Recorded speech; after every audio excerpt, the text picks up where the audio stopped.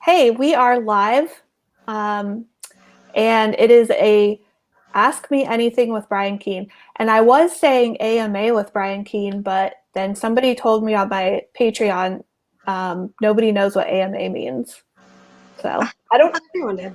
I don't know where I first saw it, but I definitely didn't know for a long time, and I was too afraid to ask anybody what it meant. Then I kind of figured it out. So it's an Ask Me Anything with Brian Keene. Hi, Brian Keene. Hi, how are you? I I always ask my 13-year-old whenever I see something that I don't know. What does AMA mean? What does AF mean? Somebody said it's American Medical Association. Brian, are you going to give us medical advice tonight? I mean, I can, but you don't want to take it. So. Hey, everyone in the comments. I see Janelle, and I see Michael Clark and Tim Meyer. That's cool. Hi, guys. So let's just do some introductions just in case you don't know who we are. I am Sadie Hartman, Mother Horror. I'm a co-owner of Nightworms. This is my better half, Ashley. We're not married, but kind of. Well, yeah, that's a little awkward. That's a little TMI, which means too much information. Very good. Thanks. I know my stuff here. And then, of course, Brian Keene doesn't need an introduction, but Brian, go ahead. Well, I was going to say you should probably clarify we're not married either. No, we are not. I do want to show this enormous stack, and then Ashley can show her enormous stack too. Okay. But we're prepared. We're prepared to answer all of your questions. If we have to dive into these books to answer them, we will, won't we, Brian? Yeah. Mine's way more impressive. Okay. There's my stack. This is not. Yeah, his is better than both of ours. Yeah, that's not fair, Brian.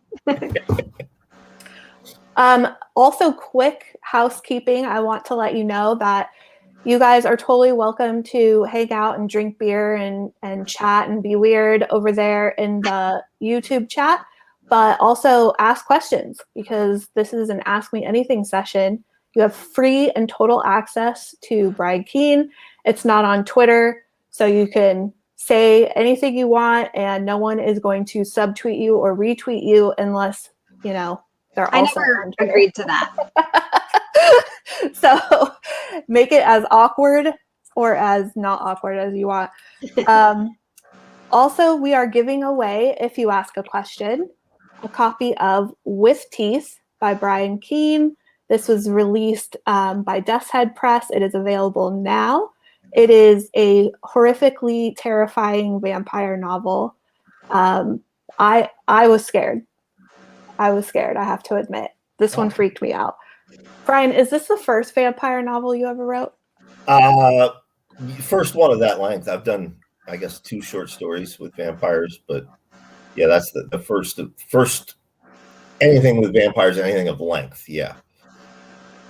Yeah. So, and it's scary. And we're going to give away a copy for anyone who asks a question. I have a question. Yes, Ashley. Well, Ashley wins the copy. I want to know about your survivor application process and how that is going. I have not heard anything definitive, and I know they've finished casting the next 2 seasons, so I can only take from that I was not selected. Well, I hope you keep trying. Well, yeah, I mean, it was cool to be considered. Yeah, I would love to see you on there. I think it would be so fun. Yeah, I just, and people are like, why would you want to do that? But how are you going to promote books? It's not about promoting books. It's not anything about writing. It's just, I'm a fan of the show. Mm-hmm. I'll be 54 this year. I think I can legitimately win. Despite all the physical hardships, I think I have the mental game. I think I got, I may not be as strong as I used to be, but I think I can still bring game to the physical challenges too. I think I could win. I think I could be at least final 3. Can you make a fire? Oh, hell yeah. Yeah, the outdoorsy stuff I've got down. So, I do have a question though. So like when celebrities would go on the show, they sometimes wouldn't tell the players that they were who they were. So if you did get on the show, would you tell them who you are? I mean, we've seen writers on there before, and nobody knows who the hell they are. And nobody's, I could even say, yeah, I'm a writer. Oh, what do you write? Horror novels. That's like what, 1% of the population reads horror novels. So, nobody's going to know who the hell I am. Yeah. If I said, I've worked on Thor, or I've worked on Doctor Who, or I've written, for X-Files, that might set their radar off. So I think I would just say I'm a writer. Because if you say you're a semi-successful horror writer or a cult writer, I think is what, critics and reviewers call me. Or if you say you've worked on a media property like Thor, immediately people think you got money, right? And you don't want your fellow competitors thinking that. I don't, by the way, just to clarify.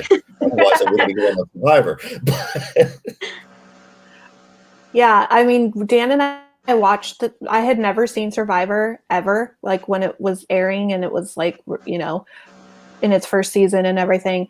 I had heard about it, and Richard Hatch, of course, being like super prolific, Survivor person. So like I'd heard of him, but we had never watched it. So during quarantine, we watched a bunch of different seasons, and we just got so addicted. Like we just were binging like one season after the next, and like strategizing how we would build an alliance. And what strategy would you employ?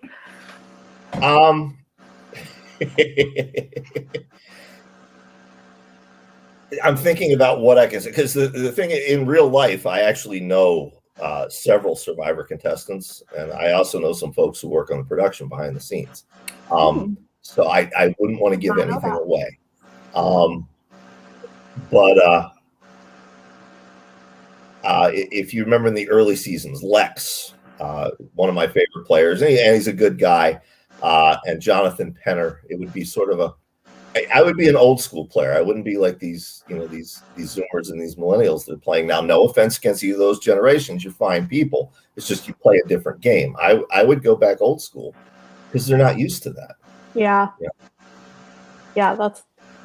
that's true. They had a millennial.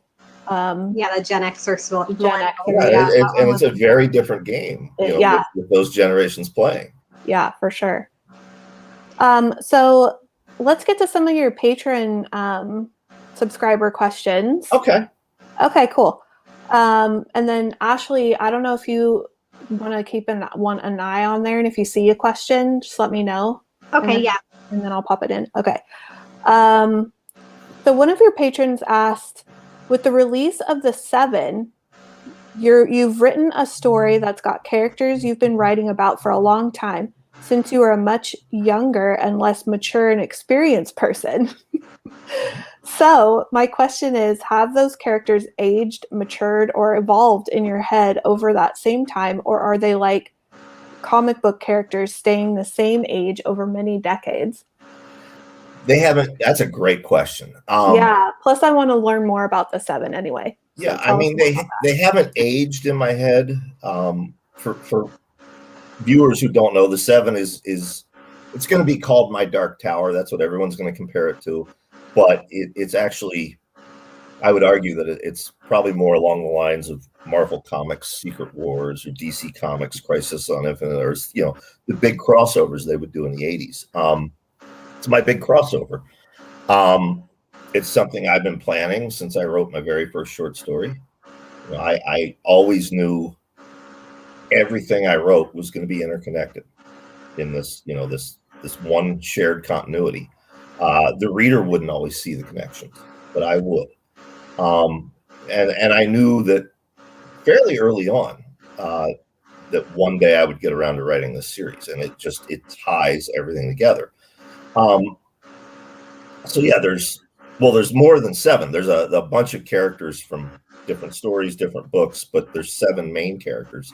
They haven't aged simply because when this book starts, they've been plucked from all their respective novels and timelines and realities. But they've certainly matured as I've matured. You take Tony Genova, the character from Clickers.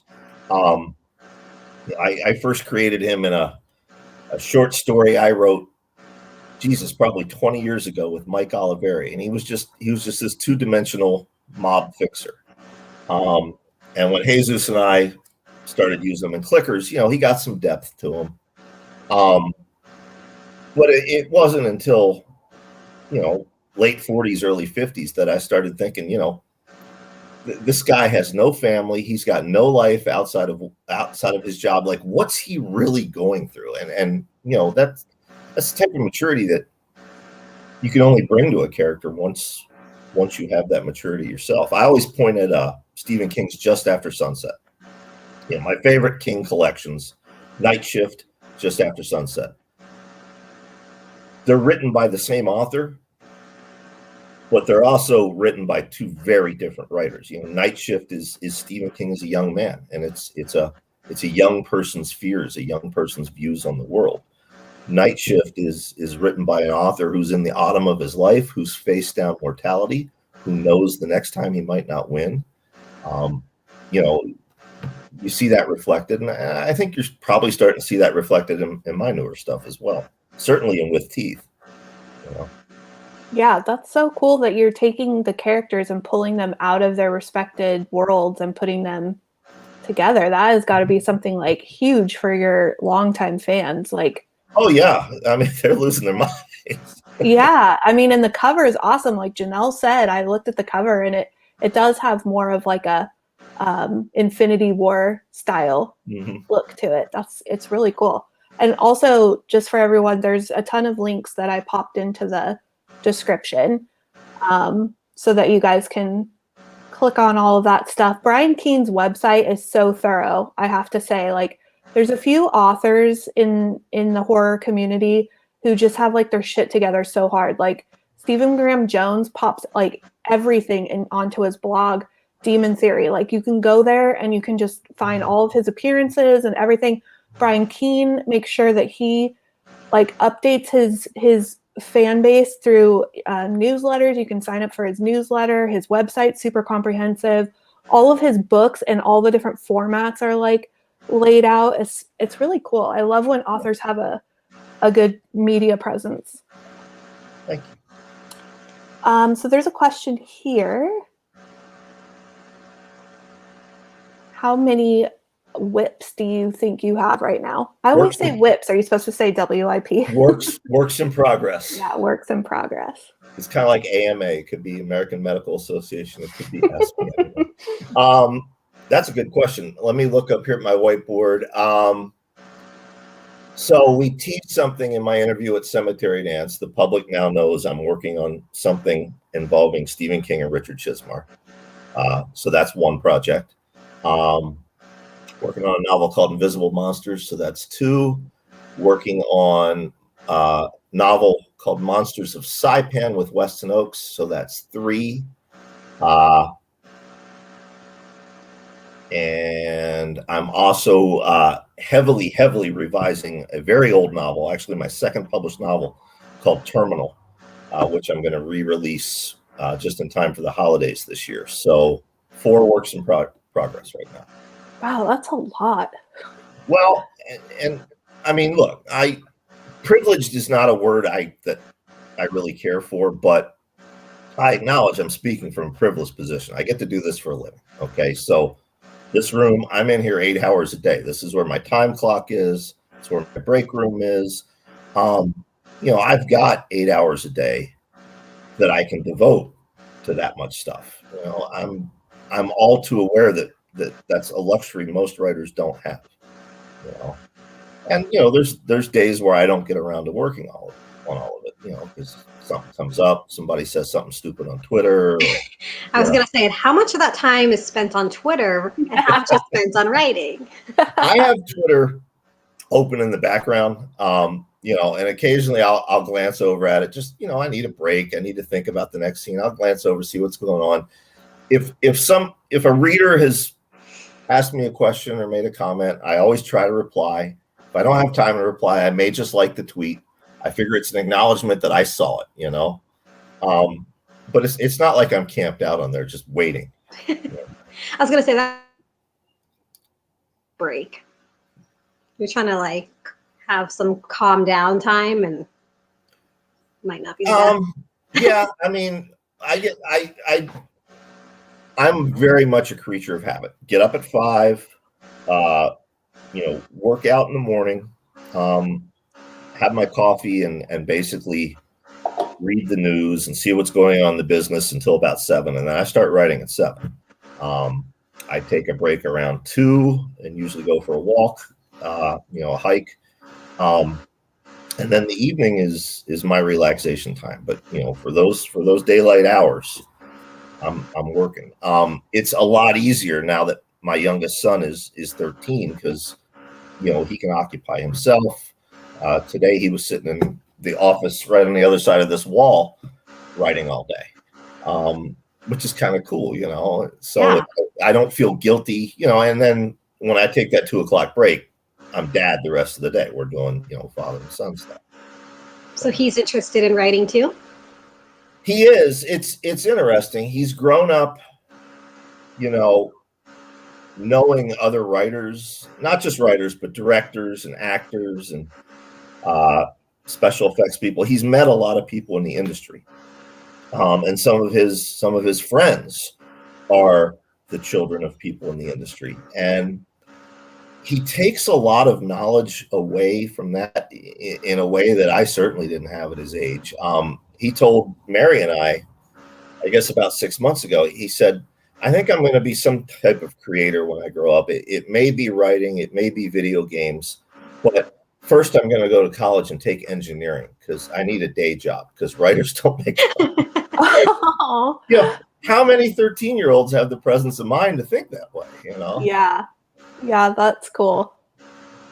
Let me see. I'm so addicted to my glasses now. I don't know how I lived my life without them. Okay, here's one. Does the Invisible Monsters project have anything to do with Chuck something? I never know how to pronounce that name. No. In fact, because this novel has been very, very slow. I'd gotten the idea and the name of the title about a year before Chuck released his novel Invisible Monsters, and it took me years and years of research without spoiling anything. It's basically this occult detective versus the actual Illuminati, the actual New World Order.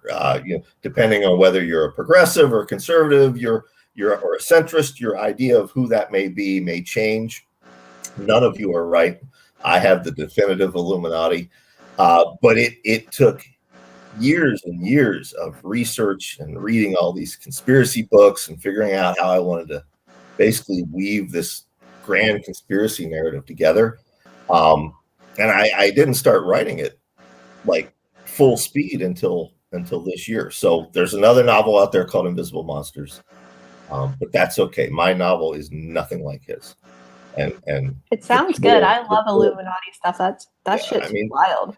The title really fits. I mean, if Chuck or his people reached out and said, hey, can you change that? I would, absolutely. But the title works for this on so many levels without spoiling it. So, and I would point out that LaHaye and Jenkins, they had that Left Behind series. They ripped off one of my fucking titles, so I feel I should be entitled. Well, Jared just wants to thank you for getting a haircut. Like we all saw it on Twitter what you had going on there. I'm gonna hide it now. Here's one. Being as established as you are, do you still feel the pressure to create a hit, or are you able to relax a bit more? That's a good question. I don't feel the pressure to make a hit. I was just talking about this with some friends, one of who is a very successful, very well-established mass market mainstream author. another one who is a very successful, very well-established indie author. And then there's me, fairly successful, pretty well-established writer who has a foot in both of those camps. We brought up the term cult writer earlier. The benefit of being a cult writer is that your readers will support you no matter where you go. So I don't worry about a hit. I think back to Joe Lansdale, who's like a big brother to me. I'd say he's like a dad to me, but he'd punch me next time he sees me. So I'll say he's like a big brother to me. I for years I wanted to write this weird science, weird fantasy novel, and I was talking with Joe one year, and he had written something similar, and I said, man, I just I can't wait to get to the point where I can do something like that. And he looked at me and he's like, how many books have you written? I said, like 40. And he goes, and people keep buying them and reading them, right? And I go, yeah. And he goes, well, you're Brian fucking Keene then. I guess you can write about whatever you want. I think it's time. it never clicked in my head. Yeah. Maybe they will follow me. So I wrote this novel called The Lost Level, and readers came with me, even though it was completely different than anything I was doing, and they dug it. They loved it. And that has since freed me up. It's like after I finish Invisible Monsters, I'm going to work on this Western novel, and it's a straight Western. There's nothing supernatural. There's no kind of horror content whatsoever. It's like Larry McMurtry, Elmore Leonard, Zane Grey type shit. And I'm pretty sure my readers will follow me for that too. So yeah, I don't worry about producing a hit. What I worry about, A, is staying true to my audience, but B, staying accessible to new readers. Every year, new readers discover me, and there's a huge backlist for them to go through. And I want to be as accessible and approachable as I can.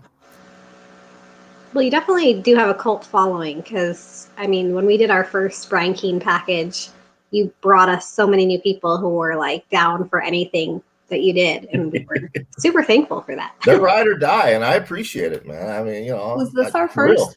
Yeah, that was the first. Yeah, this one. Signed and everything. Yeah, and the stories in here are super versatile, so it really speaks to all the different genres that you dabble in for all of your different books. That's what I love about short story collections. Yep. Here is another question for you. Any chance you're going to Scares That Care or Merrimack Valley Halloween Book Festival this year? Yes, I'll be at both. I kind of have to be at Scares That Care. I'm one of the board of directors and one of the folks that runs the convention.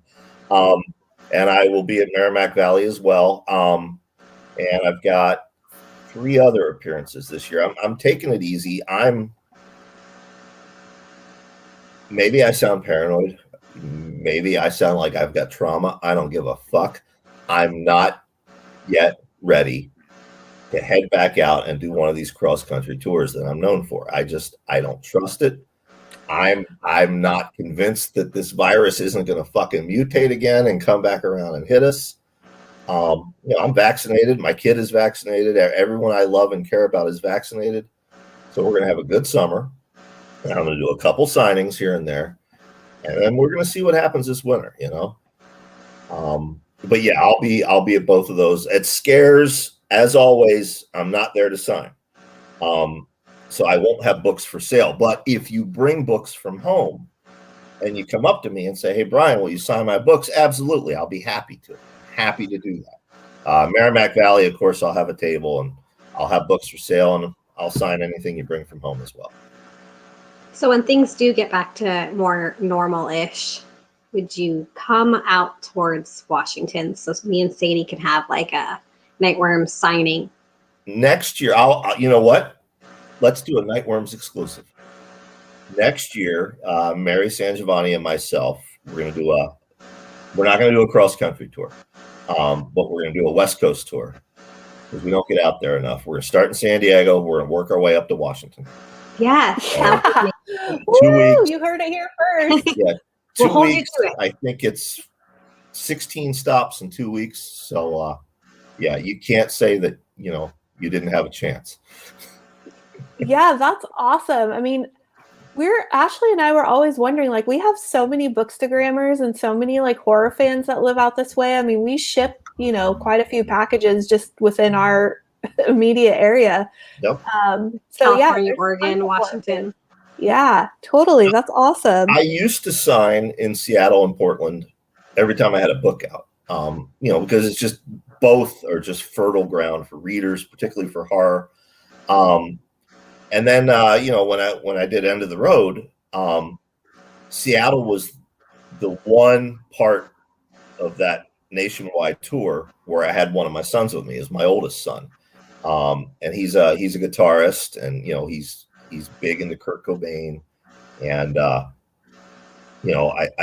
thought about it, and I thought, well, I could do a book signing and all that, or he and I could spend 2 days in Seattle and go see Kurt Cobain's guitar and see the house or the apartment building where Lane Staley died and do some father-son stuff. So I opted to do that.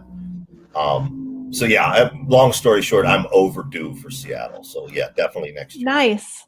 We're super excited about that. Yeah, that'll be awesome. I really love this question from one of your patrons. And just so everybody knows, Brian does have a Patreon. And he does serialized novels that goes right to your inbox. And you're like so fucking on top of it. I get those things like every day. Do you do that every day? I post daily. It's $5 a month. And for $5 a month, you get content every single day. Yeah, it's crazy. Some days it's a short story. Mm-hmm. Some days it's a chapter of a novel. Some days it may be, an essay on writing.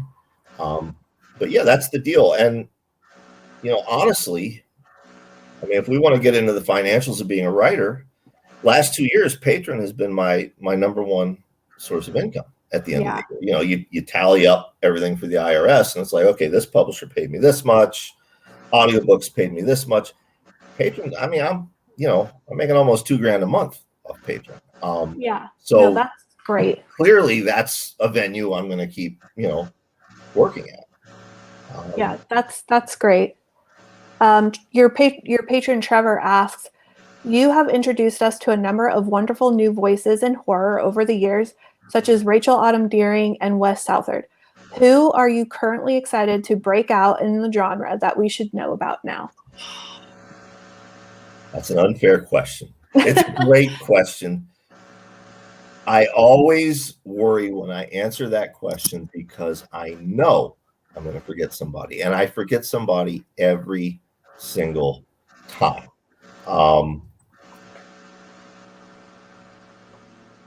Every time. So I'll tell you what I'll do to make it fair. I'll list a newish author, a younger author, who I'm currently reading for the first time right now. In other words, I have their manuscript on my nightstand. It's not published yet, but that is Gretchen Felker Martin. She's great. I'm not finished the manuscript yet, but from what I've read so far, it's blown the back of my fucking head off. I had hair. The whole shaving my hair earlier this week. It was. I started Gretchen's book, and I was like, shit. Everything went white. So that's the one I'll give you. That's the next one to watch for. I could sit here for the next hour and list people. And I'd still forget somebody. So yeah. What was her name again? Gretchen Felker Martin. That's Felker Martin. Okay, we'll try to remember that. Okay, here's another question for you. Your books were the first instances I know of fast zombies. Where did the idea come from, and have you received any flack for it? That's a good question.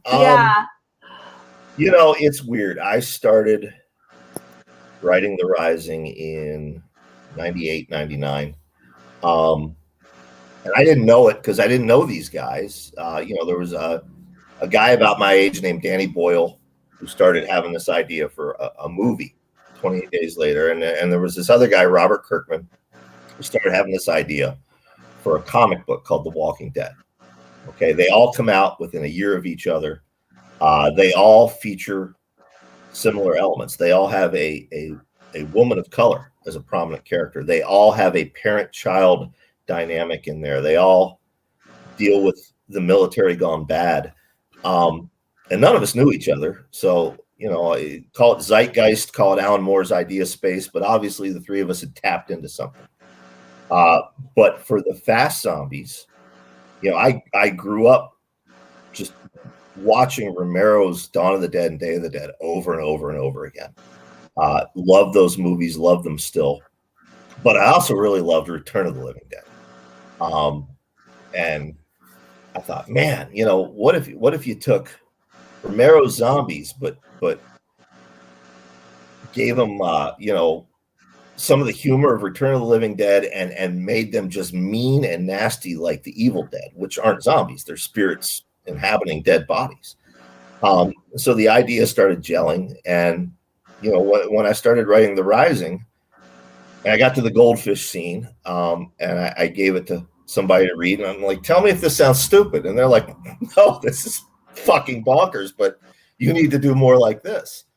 So, that's kind of where the idea came from. It's scary to have a zombie shambling after you, but what if that zombie's also got a chainsaw and he's running after you, Yeah.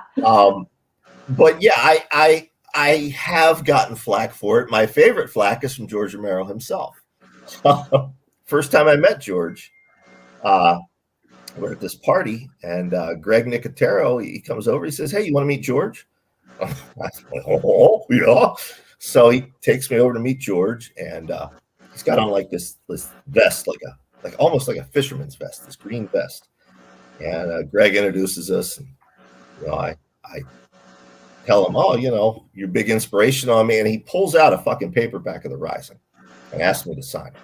And I can see like the spine is cracked, and I'm like, oh my God, the guy read The Rising. Holy shit, we're gonna have a moment. So I'll be happy to sign it for you, Mr. Romero. And I sign this heartfelt fucking thing that's almost as long as the book itself. I'm up in the margins, and I hand it back to him. I'm like, I really hope you enjoyed it.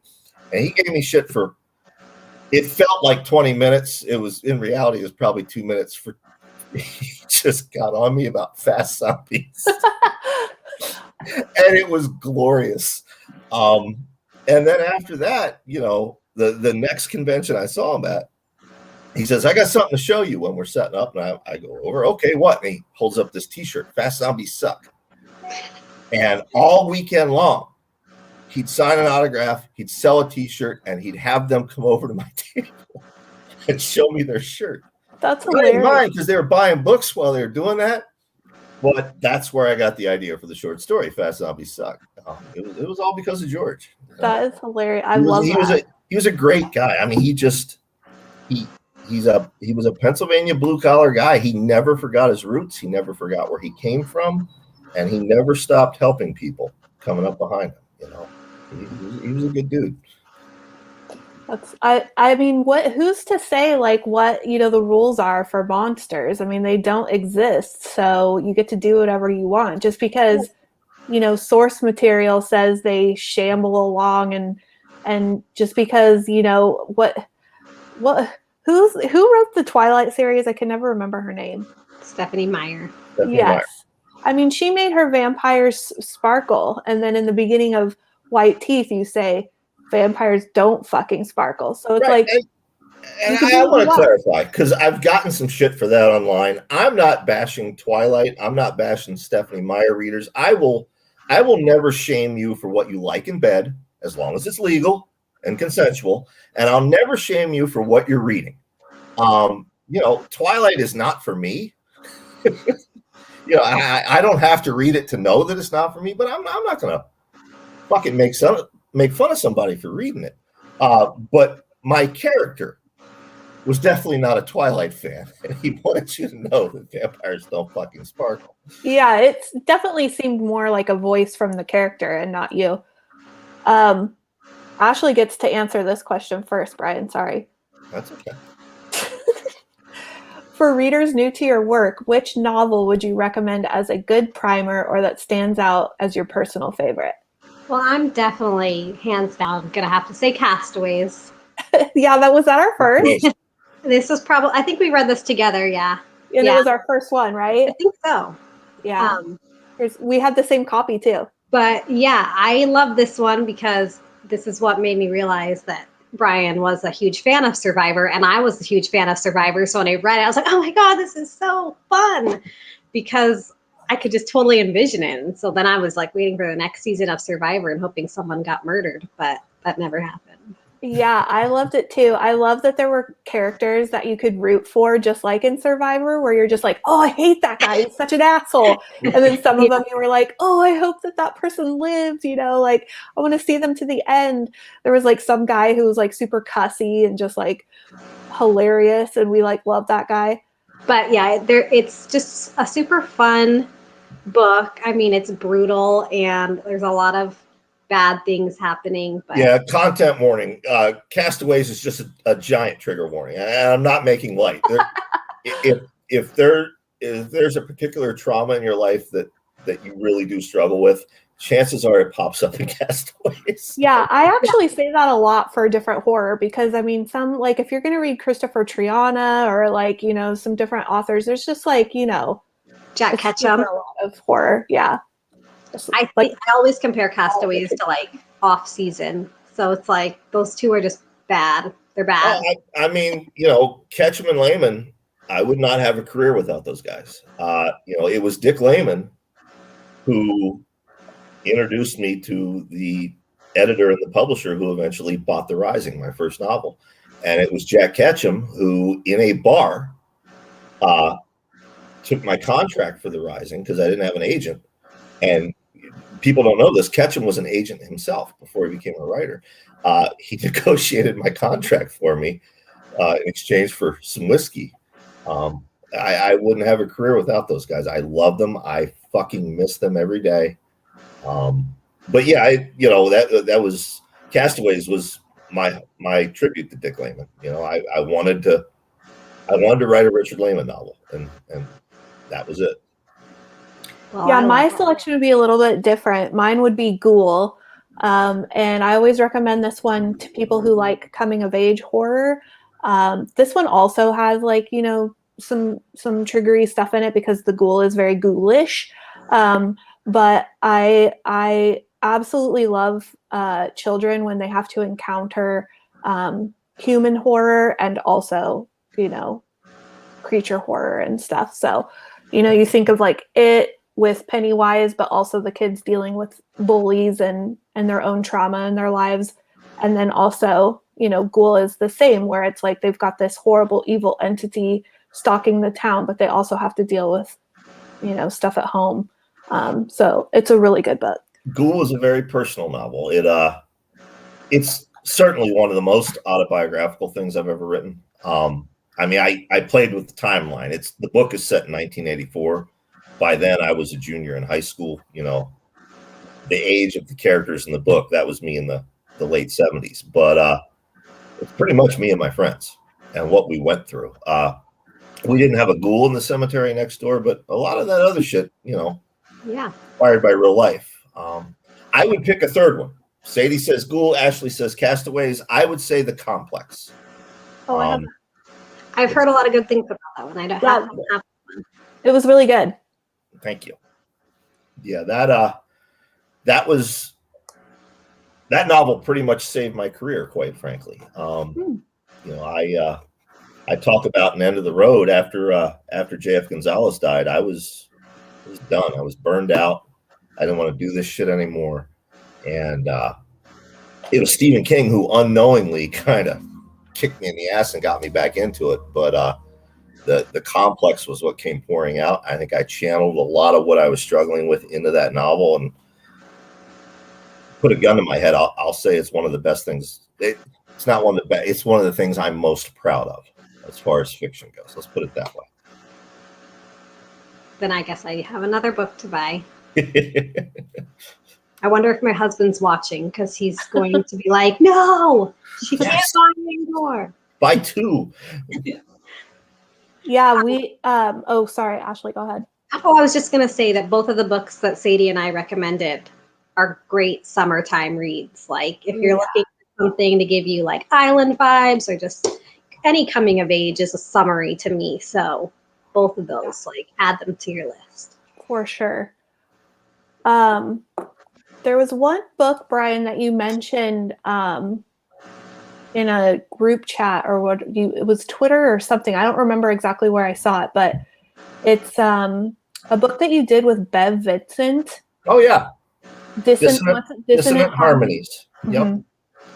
Yep. That just came out back in January, February, I guess. It's out in paperback right now, and I think Kindle and Nook are coming like real soon, like very soon. That was a fun one. Bev and I, we have very different styles, and we're very different people. I'm loud and boisterous. I grew up wanting to be David Lee Roth. Bev grew up wanting to be Phil Collins. So, I love Phil Collins. I like Phil Collins too, but David Lee Roth and Phil Collins walk into a party, which one's which. Yeah.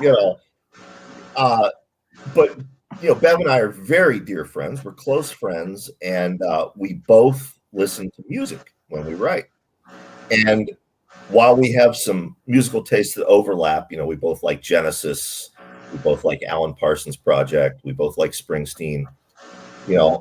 I also listen to metal and rap, which Bev does not listen to a lot of, and he listens to some, I'm not even sure what musical genre it is. I'll just call it avant-garde music that I would probably never discover. So what we did is we made each other mixtapes, basically playlists. Here's what I want you to write yours to. Here's what I want you to write yours to. And we kind of fucked with each other. Like I put on his, I opened with Ice-T, and then I go into Faith No More, and there's Johnny Cash and Shooter Jennings and all this stuff, Nine Inch Nails, stuff that I knew he wasn't listening to. And he did the same thing to me. And then we sat down and we wrote based only on that background music to see what would inspire each of us. And I'm real happy with the end results. I think both of them are great novellas. So yeah, that was a fun project. That is a really cool idea. I mean, I would probably find it difficult to like write while I was listening to something, but I've never tried it. So I'm sure that would be like a really good experiment for people to just see what happens. I always have music on in the background. Mary's office, you can't see it, but it's way down at the end of the hall. So I don't crank it up because she doesn't listen to music while she writes. She always has like forensic files or something on in the background while she's working. Oh, that's my style right there. Yeah, but yeah, I find I can work without music, but I'm far more productive if I have something on in the background. I found a question. I hope Johnny's still here. Johnny, I got your question.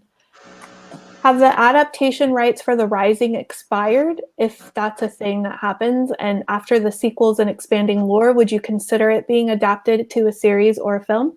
Yeah, I get asked every year, Johnny. I've optioned the rights out to that twice for video games and 6 times for film. Oh, video game. Yeah, and every time something's happened. Either they couldn't get the budget they needed together, or a bunch of other zombie movies came out that seemed to borrow from The Rising. Whoops, did I say that out loud? But yeah, I'd love for it to happen. It's not a cheap book to film.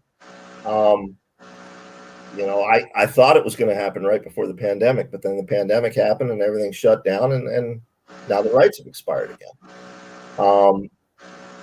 I do have some things in development. I can't talk about any of them. Not allowed to. I've signed NDAs.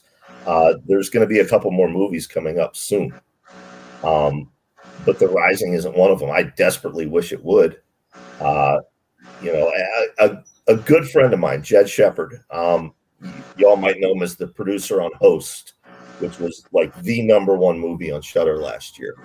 I think it was him maybe it wasn't Jed, but I'm going to attribute it to Jed, who said, people who grew up reading my stuff in high school are now the decision makers of these studios, and it's true. I see it. I see it in our corner of the field too. Some of the most popular horror writers right now, both in mainstream and in the indie field, are ones who tell me, "Yeah, man, I was reading your stuff from leisure back in high school," and that's so cool.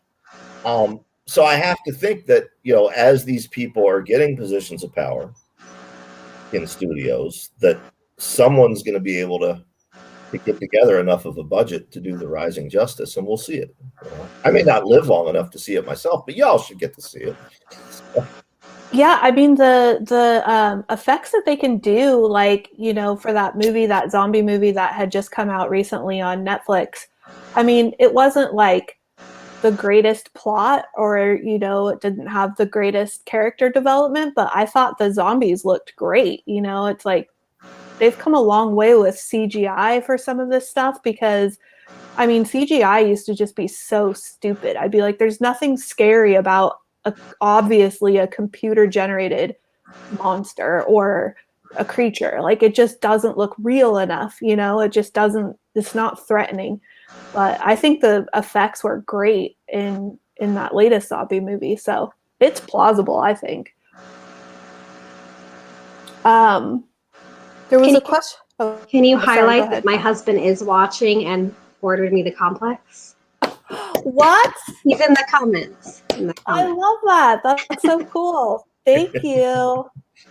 I do want to say too, like, this would be a good summer book too, because I know that, like, in the summer, I don't know why, but like big old long sprawling novels are just kind of hard because there's just so many distractions in the summer, and just like long days outside and things like that. So to just like take this with you on a fishing trip or with the family or whatever, like, it's not a big old fatty. No, you can read it in a day or two. So let's talk about the end of the road a little bit. Okay. That is, you were nominated for a Stoker Award for the 2020, yeah? Yep, this? Yeah. There's the certificate all the way down on the end is that nomination. Yeah, and tell us a little bit about it's still available at Cemetery Dance. Correct? Yeah, it's out in paperback now. It is. Yeah, paperback and Kindle, and there's an audiobook edition coming out next year. It's taking a while because I'm narrating it myself. It started out, I was doing a cross-country book signing tour for The Complex and another novel, Pressure, which had both come out in the same summer. And I needed, both publishers chipped in a little bit, but I was still, several $1,000s shy of being able to bankroll driving all around the country. So I talked to my buddy Rich Chizmar at Cemetery Dance, and I said, hey, I know you're looking for content for the website to keep people coming back every week. What if I write a weekly column on this book signing tour?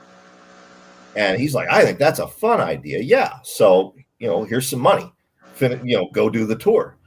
So ostensibly it was just supposed to be this travelogue, and I was going to talk about how the genre has changed in 10 years' time, how publishing has changed, how fandom has changed.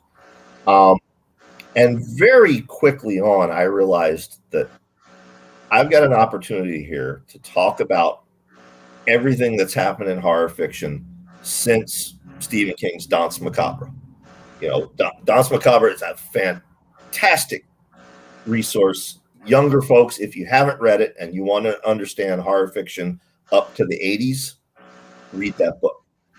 But I had an opportunity to talk about everything that happened after that. And so I emailed Rich and I said, I don't think this is just going to be columns. I think we got a book length work here. And he's like, all right, keep going with it. Well, what I didn't realize is the book was neither of those things. I mean, ostensibly it is, but what it was me dealing with grief. It was, I'd lost two of my best friends, Jeff Gonzalez, Tom Piccirilli, I was not dealing with it in any way that resembled healthily whatsoever. I kind of had to remove myself from everyone and everything I knew and just get out there on the road and travel around the country and kind of just fucking lose myself to come to grips with it. So the entire second half of that book is about grief and how a cult writer processes that grief and deals with it and comes out the other side. So it's all of those things. Now, I said the complex is probably the thing I'm most proud of fiction-wise. End of the Road is the thing I'm most proud of ever, as far as things I've written. I literally, I can't say this enough. If I drop dead of a heart attack tomorrow, that's okay, because End of the Road is out there. It is everything I've ever wanted to say, collected in book form.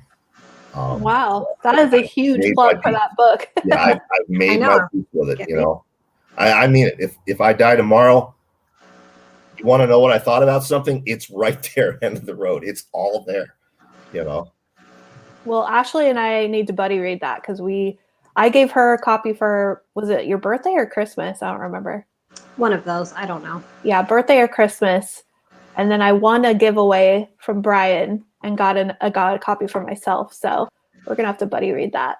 Yeah, and I think I'm like a huge fan of any sort of like grief horror or grief anything, just because it's like such a topic that I feel like people think they're going through alone, So just when people write it out, it's just like, oh, wow, that's how I feel.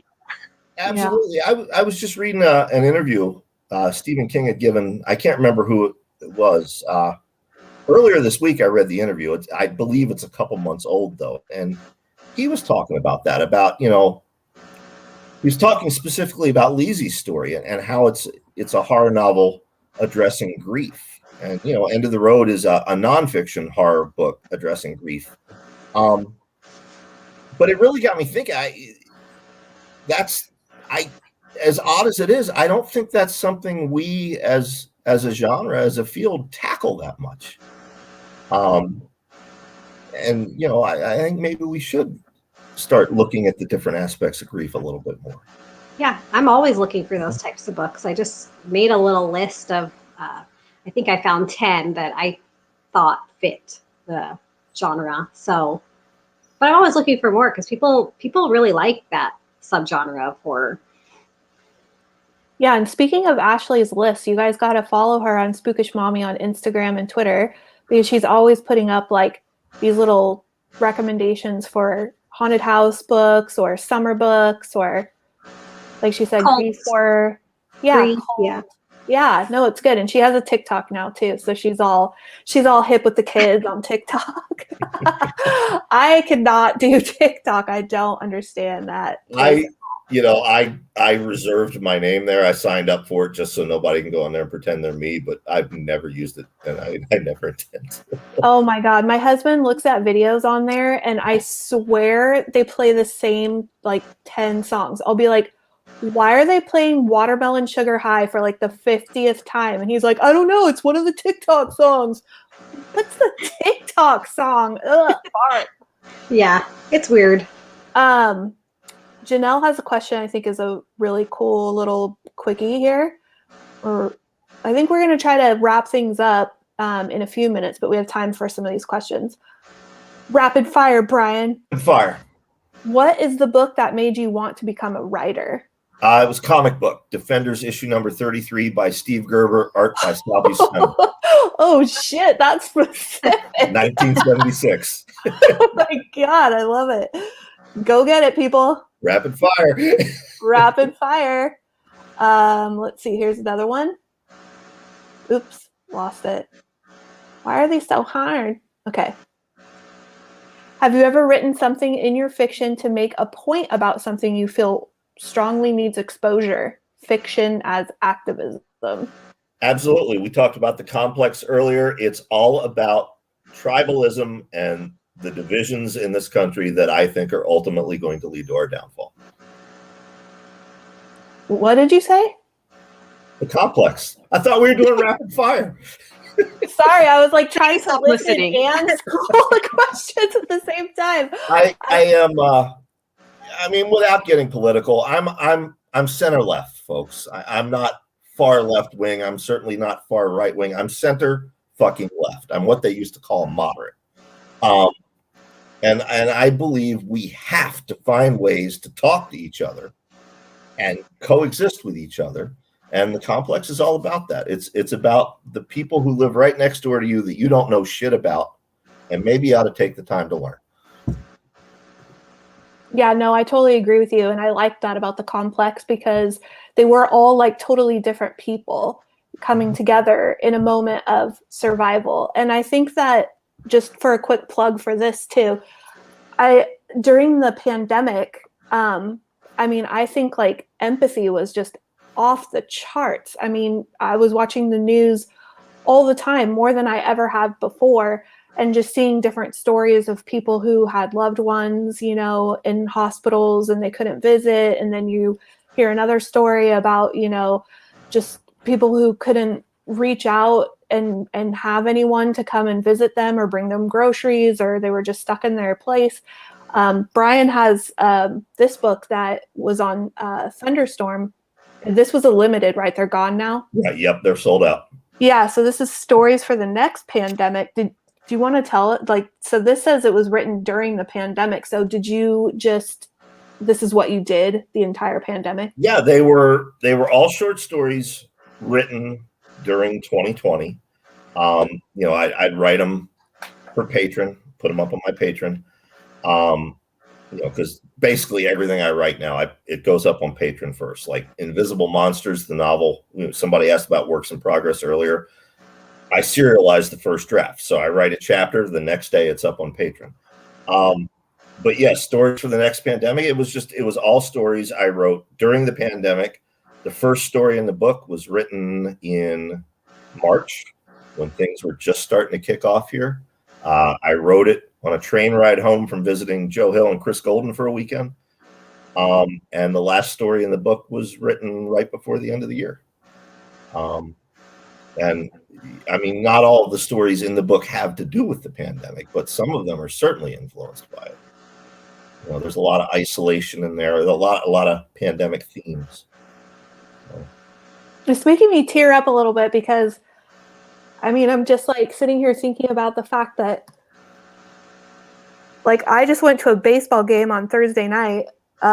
They were checking vaccine cards at the door. So, you know, we all got to go in with our vaccine cards and sit and have French fries and beer and watch a fucking baseball game. And I was like, God damn, like normal life, you know, is coming back. I've like kind of forgotten what it was like. You know, Ashley and I both have kids who went through the entire school year at home with us, which completely changed our business plan for Nightworms pretty dramatically. I mean, just emotionally, like different things, but different aspects of the industry was like shutting down, you know, publishers and reps and just different people had to go remote, and there was just different ways we had to communicate with people and different ways that Ashley and I had to meet together with masks and gloves at one point. And it was just, we were definitely getting COVID tests and everything. paranoid. So it is amazing to be sitting here with you three at this moment in time, heading into summer, knowing that, I mean, I think we're going to all be okay. But like you said, Brian, before we all go running off to conventions and stuff, it's probably good to just like keep an eye on things and make sure that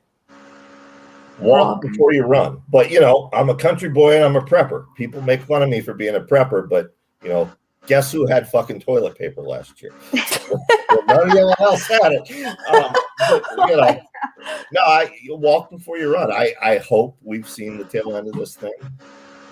You know, I'm not yet convinced, but you're right. You know, closing thought. The year before the pandemic, that fall, I distinctly remember my ex-wife and I went to a high school football game because our son had joined the marching band, and you know we let him go run off with his friends at halftime, and it was the first time we'd ever let him go away without us. And we watched him going in the crowd, and he's talking to this girl, and he's got his boy next to him, and my heart just swelled. He's going to be fine.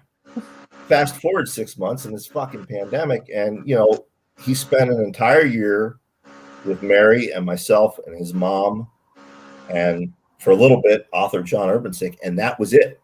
He didn't see his friends. And before certain members of our community give me shit, it wasn't a paranoia thing. His mother is immunocompromised. I mean, we were told if she gets this, she's going to die. Wait for the vaccine. So, we did what we had to do. It was tough, and I saw the impact it was having on him.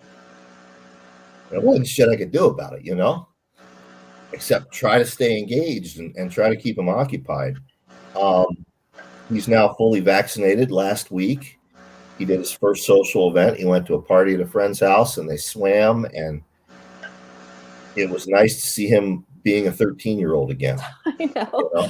Don't make me cry again. Well, I'm doing it. So. I mean, my son had the first shot. He's 15, but his freshman year was trashed. His sophomore year is trashed. He's in high school. My high school experience was going to dances, hanging out at the river, being a kid. And it's just like he's sitting at home all the time. And it was really hard, but we're on the tail end of it. So don't laminate your vaccine card, because I heard that we could be getting booster shots. Just saying. Yeah. It's a hell of a downer to end the show on, though. I was going to say, you're going to talk about something happy now. Like, here's a happy question. Something happy. What do we want to go out on here? Something. Do you have a funny story? You do. Your Twitter's hilarious. Well, I know I'm hilarious, but I want to give Brian an opportunity. A funny story, one that I haven't told before? You could have told it before, but just to end on a positive note. Oh, geez. You put me on the spot, Ash. See, when I had the podcast, I'd prep. What funny story should we tell this week? All right. Here's the story. No, I can't tell that one. He'll punch me if I tell that. Why don't you tell the story about the reading that you did for Celebrate Horror in your shorts? Where even were you? I was on my dock. Mary and I live on the banks of the Susquehanna River, and I've got a boat dock. I don't have a boat, so I just use the boat dock for fishing. I was like, where's he going? But yeah, I was out on my dock, and Command Performance. These are those shirts. Did you make those? I did. These he made them like this. That's fashion, yeah, honestly. I'm a little bit country. I'm a little bit rock and roll. These were originally Men's Warehouse jeans, very expensive, like $80 or something like that. But then when it's time for a pair of fucking shorts, I don't want to go to Men's Warehouse to buy shorts, so I just turn the jeans into shorts. Yeah, you know what? My dad does the same thing. They're his river shorts. Yeah. There you go. He wears them to the river, and we've always been super like, Dad, get a pair of swim trunks. No, he wants to wear his jean shorts. I'm right there with your dad. Yeah, I love it. It's just like, that's a thing. Well, I just want to say that this was super fun. We will definitely need to chat with you again sometime and check in with you. I love having Ashley as my wingman doing these things. A lot of times I have to do interviews alone, and I feel super not secure. She's kind of like my little security blanket. Well, this is only my second ever being on camera. I only ever did the interview with Chad and Tim 6+ months ago now. But I was like, I'll make an exception for Brian. You know what? I said I was only going to pick one new writer because it wasn't fair to all the other new writers. But I have to give props to Chad and Tim both. I mean, my God, those guys, I haven't read anything bad by either of them yet. It's true. We love them. Yeah. We love them. Yeah, big props to both of them. Yeah, same. Buy everything from Chad Lutsky, Tim Meyer, and Brian. Brian Keene. Yeah, and that old guy, Brian Keene, too. Well, thanks again for joining us, Brian. It was like a pleasure to sit and chat with you, and we'll definitely be in touch to do this again. The honor was mine. Thank you guys, and thanks everybody in chat. And Yeah, thanks everyone who showed up. All right, see ya. Okay, bye everyone.